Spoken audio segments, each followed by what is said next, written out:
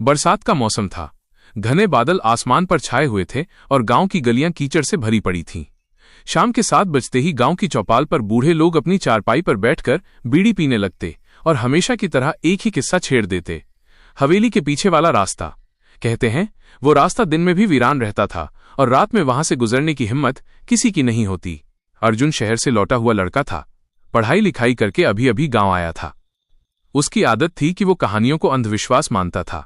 उसने हंसते हुए अपने दोस्तों से कहा, ये सब बुजुर्गों के बनाए हुए किस्से हैं, न कोई भूत होता है न कोई प्रेत।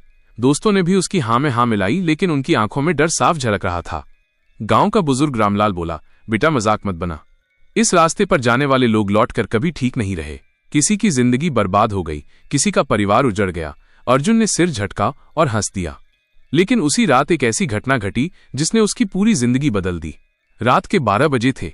दूर से कुत्तों के भौंकने की आवाजें आ रही थीं। गांव के बाहर नदी की तरफ से ठंडी हवा बह रही थी। अर्जुन को नींद नहीं आ रही थी।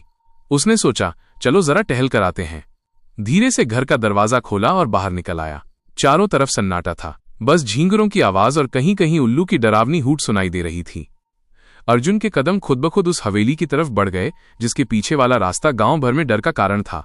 हवेली की दीवारें टूटी हुई थीं, बेलें और झाड़ियां उन पर चढ़ाई थीं। टूटा फूटा दरवाजा हवा से हिलकर चरमराने लगता। उसने दरवाजे को धक्का दिया और अंदर चला गया।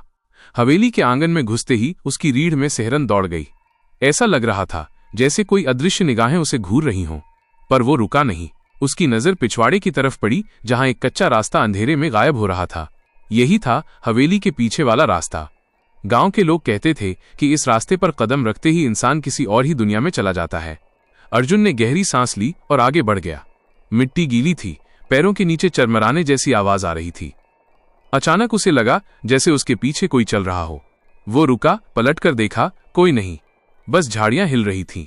उसने खुद को समझाया और चलने लगा, पर हर कुछ कदम बाद उसे लगता कोई छाया उसके पीछे पीछे आ रही है। रास्ते में उसे एक टूटा हुआ कुआं दिखा। कुएं से अजीब सी बदबू आ रही थी। अर्जुन ने टॉर्च की रोशनी उसमें डाली तो उसकी सांसें अटक गईं। नीचे पानी नहीं था, बल्कि गहराई में लाल रंग के धब्बे चमक रहे थे जैसे ताजा खून हो। उसने घबराकर टॉर्च बंद कर दी। तभी अचानक एक महिला की धीमी सी कराह उसके कानों में पड़ी, बचाओ। अर्जुन का दिल जोर जोर से धड़कने लगा।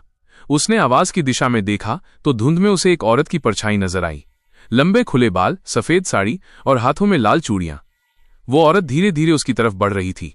उसकी चाल अजीब थी, जैसे पैरों को घसीटकर चल रही हो। अर्जुन पीछे हटने लगा। उसने कांपते हुए कहा, कौन हो तुम? औरत चुप रही।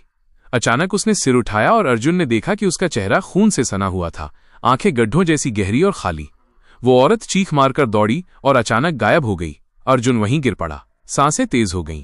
उसने उठने की कोशिश की और भागने के लिए मुड़ा, पर रास्ता जैसे बदल चुका था।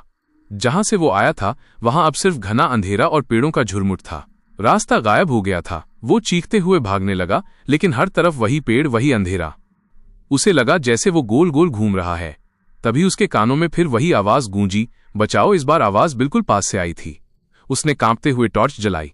सामने वही औरत खड़ी थी, लेकिन इस बार उसके साथ 2 छोटे बच्चे भी थे। बच्चों की आंखें पूरी तरह काली थीं, उनमें कोई सफेदी नहीं थी। औरत ने हाथ फैलाया, जैसे अर्जुन को गले लगाने आ रही हो। अर्जुन चीखता हुआ पीछे हटा। टॉर्च उसके हाथ से गिर गई और अंधेरा छा गया। अंधेरे में अचानक कई हाथ उसे पकड़ने लगे, ठंडे, बर्फ जैसे हाथ।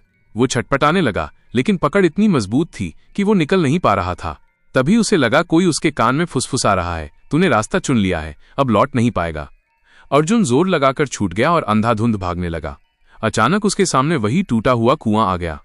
उसने देखा कि कुएं से धुआं उठ रहा है और उसमें चेहरों की भीड़ दिखाई दे रही है। सैकड़ों लोग जिनकी आंखें खून से भरी थीं, वे सब उसे खींचने लगे। वो पीछे हटने ही वाला था कि उसके पैरों में किसी ने जंजीर डाल दी। वो गिर पड़ा। चारों तरफ से फुसफुसाहट गूंज रही थी, तू हमारा है, तू हमारा है। अर्जुन चीखता रहा, लेकिन उसकी आवाज कहीं गुम हो गई। गांव में अगली सुबह लोग कहते थे कि अर्जुन रात को घर से निकला था, लेकिन लौटा ही नहीं। कुछ लोगों ने हवेली के पीछे की दिशा से चीखें सुनी, पर कोई जांचने की हिम्मत नहीं कर पाया। हवेली वैसे ही खड़ी रही और उसके पीछे वाला रास्ता अब और भी गहरा और खतरनाक हो गया। लेकिन कहानी यहीं खत्म नहीं होती, क्योंकि उसी रात गांव के दूसरे छोर पर अर्जुन का दोस्त सुरेश भी अचानक गायब हो गया और लोगों ने कसम खाई कि उन्होंने उसे हवेली के पीछे वाले रास्ते पर चलते हुए देखा था।